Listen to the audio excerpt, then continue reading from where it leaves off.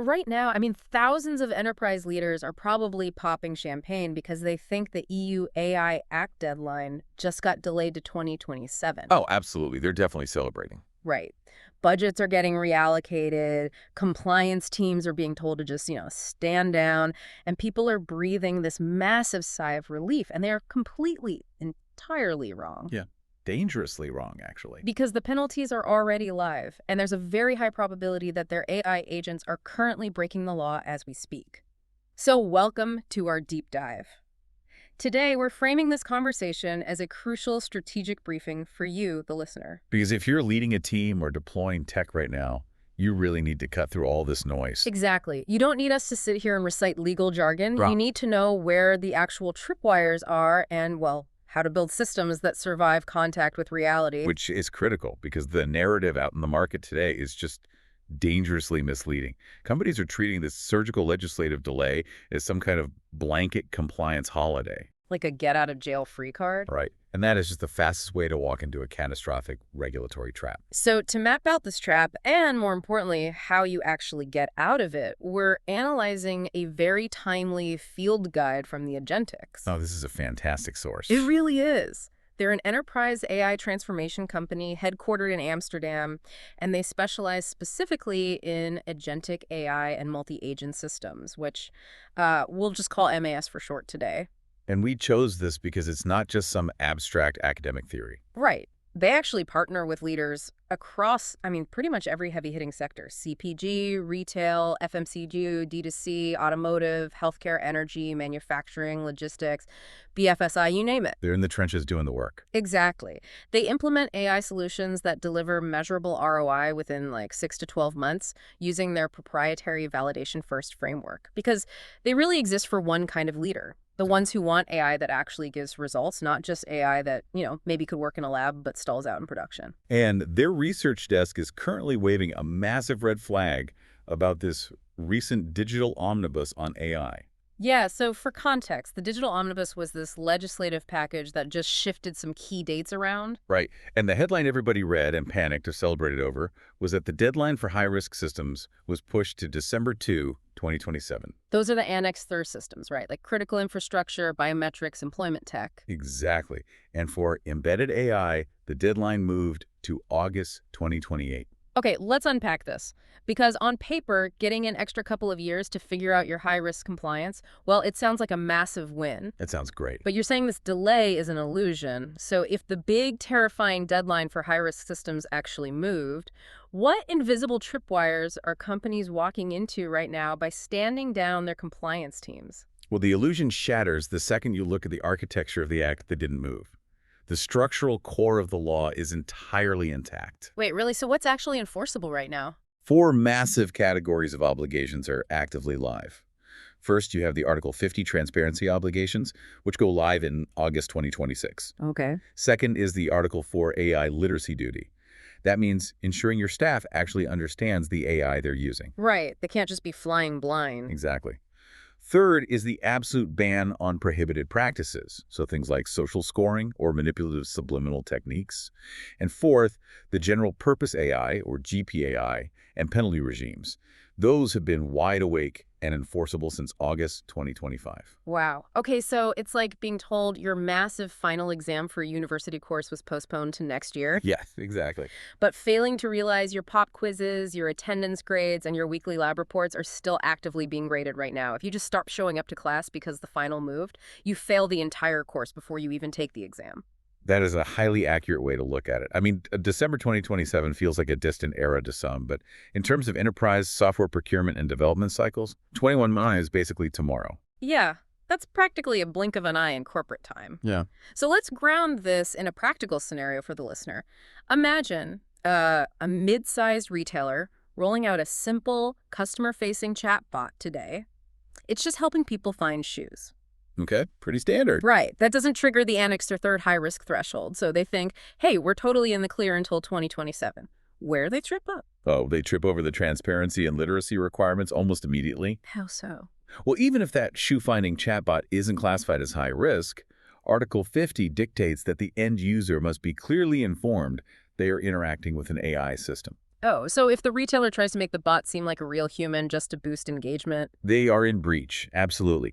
And furthermore, under Article 4, the teams managing that chatbot, the developers, the customer success managers monitoring the logs, Mhm. they must possess a documented level of AI literacy. Documented, not just, oh, I read an article once. Exactly. If they deploy that bot without understanding its limitations or hallucination risks, the company carries an unmet legal duty. And I imagine regulators don't just send a polite little warning letter for that kind of oversight.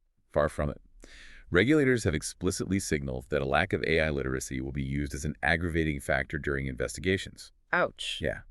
So if your chat bot hallucinates and offers a customer a pair of shoes for 1 cent and you refuse to honor it, Which happens. We've seen that happen. right, the ensuing consumer protection investigation is going to look closely at your AI literacy.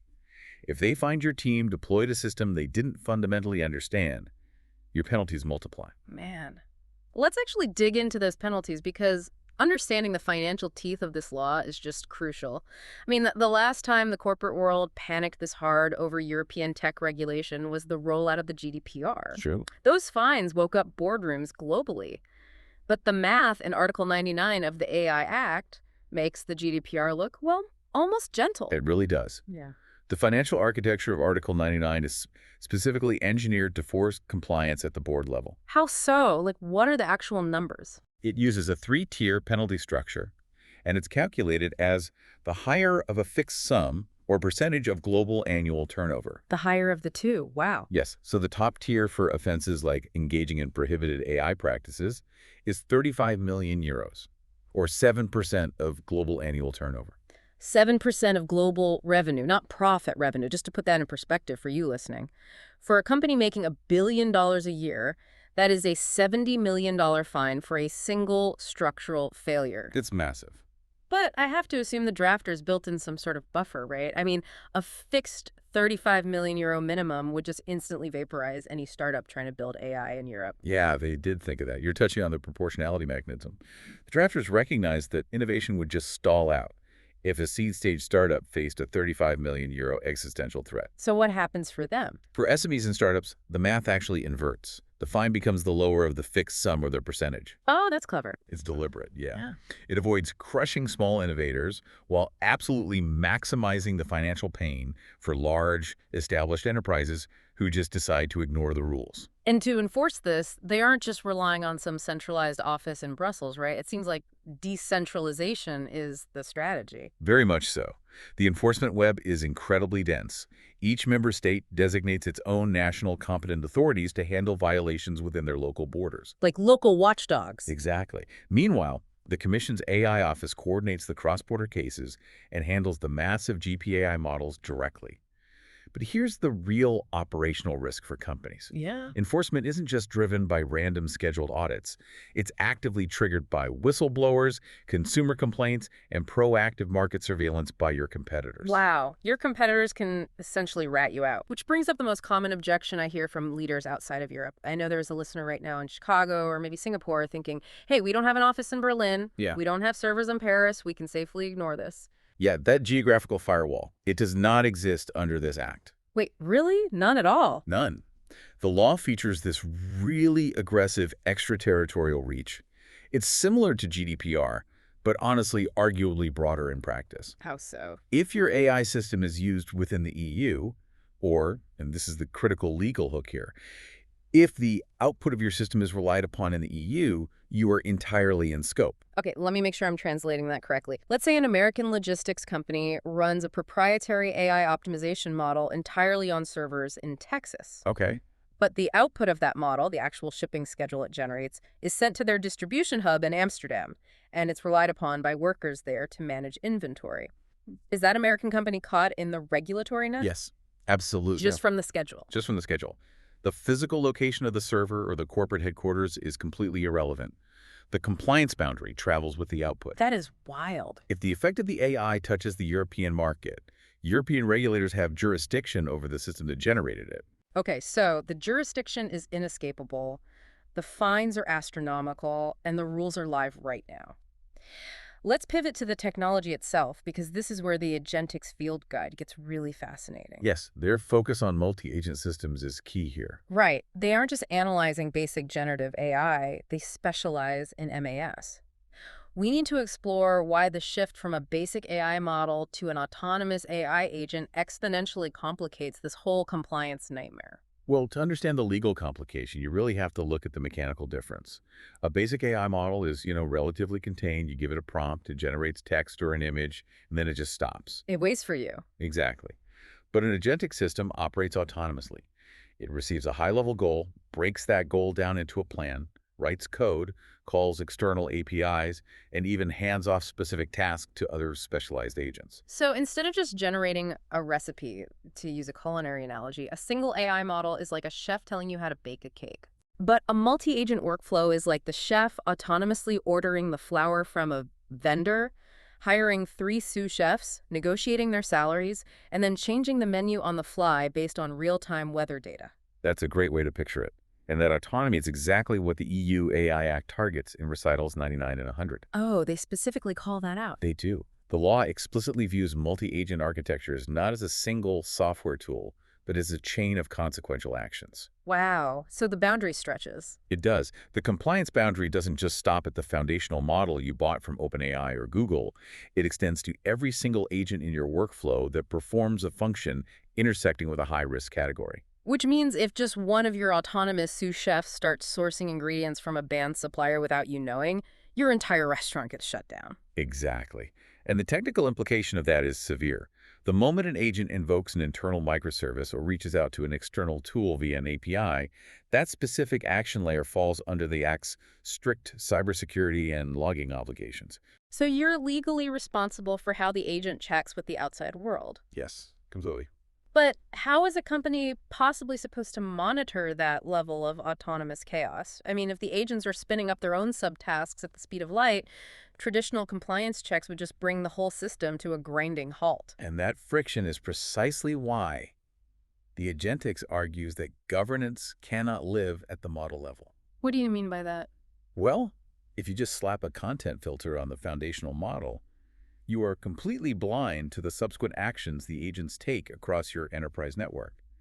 Governance has to be engineered at the workflow level. Ah, I see. According to their data, 86% of ungoverned AI pilots stall out and never reach production. 86%. Yeah. And it's largely because the moment risk teams realize they have zero visibility into what the agents are actually doing out in the wild, they pull the plug. It's just too risky. So to achieve that 6 to 12-month ROI that the Agentics talks about, you have to architect the governments into the workflow from day one. Which brings us to their practical solution. Yes, the 8-pillar framework. Right, their 8-pillar validation-first framework. Instead of just walking through these like a boring checklist, let's look at the journey of an AI agent, starting with visibility and data. Wow. How do we even know what to govern? So the absolute foundation, and this maps to Article 6 of the Act, is inventory and classification. Okay. Before an agent takes a single action, the enterprise must have a dynamic registry of every AI system it interacts with. This means systems you built internally, software you bought off the shelf, and AI embedded in your existing vendors' platforms. Because you can't govern a system you don't even know exists. Precisely. Most organizations skip this step completely. I mean, shadow IT has always been a problem, but shadow AI feels infinitely more dangerous. Like, a marketing team quietly using an unapproved agent to scrape competitor data could accidentally trigger a massive transparency violation. Which leads directly to the next phase of the journey. Continuous risk management under Article 9. Okay, continuous. Yeah. The traditional software model of doing this massive risk assessment right before launch and then just putting the paperwork in a drawer, that's dead. With agentic AI, risk management must be a continuous living system. I have to push back on the feasibility of that. I mean, a living risk management system sounds great in a white paper, but are enterprises honestly expected to run a full manual audit every single time an AI agent autonomously updates its workflow or pulls data from a new API? That sounds exhausting. You'd need an army of compliance officers. A manual audit? No, that would be totally impossible. The requirement is that the framework itself must dynamically flag shifts in risk. Oh, automated flagging. Right. For Yeah. agents, this means reevaluating every time tools or autonomy levels shift. If an agent operating in a low-risk sandbox suddenly requests access to a live financial API, or its autonomy parameters expand to allow executing trades rather than just recommending them, The risk profile fundamentally changes. exactly. The architecture must automatically pause that action and flag it for review. The governance software basically has to move at the speed of the agents. Okay, so we've identified the agent, and we are dynamically tracking its behavioral risk. The next logical vulnerability is what the agent is actually consuming to make those decisions, right? The data. Yes, Pillar 3. Data governance under Article 10 is arguably the most complex technical hurdle, Why is that? because enterprises must rigorously govern the training, validation, and inference data flowing into these agents. And a crucial insight from the Agentics is that companies must merge this AI data governance with their existing GDPR privacy programs. Oh, treat them as one thing. Treat them as one. Treating privacy and AI safety as two separate silos is a structural failure.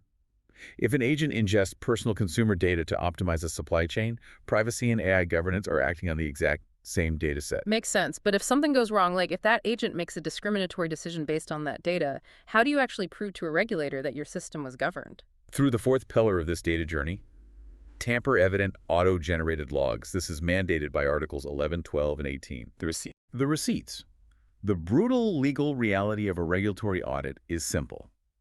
If an action isn't written down in an immutable, time-stamped log for enforcement purposes, it did not happen. Wow. Meaning, if your multi-agent system makes a brilliant, entirely compliant decision, but it failed to capture the chain of thought or the exact API calls it used to arrive at that decision, you basically have no legal defense. None whatsoever. The regulator will view it as an ungoverned black box, which is a direct violation. Okay, so that covers the systemic side, right? Tracking the agents, the data, and the logs. But agents ultimately serve humans.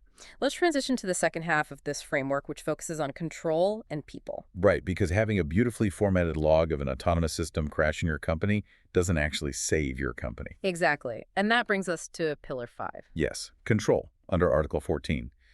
This mandates real, calibrated human oversight.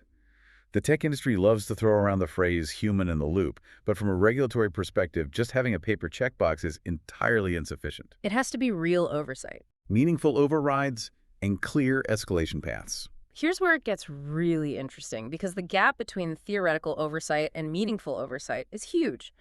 A basic human-in-the-loop checkbox is like putting a passenger in a self-driving car with no steering wheel or brake pedal. Exactly. I mean, sure, they are technically in the vehicle, their weight is in the seat, but they have absolutely no mechanical ability to stop a crash. That is the perfect analogy. If the human operator doesn't have the time to review the agent's proposed action, or the contextual data to understand why the agent chose it, or the actual technical dashboard to halt the execution before it hits the live environment. They're just a passenger. They're just a passenger. The law requires them to be a driver. And what happens when an outside force tries to hijack the vehicle?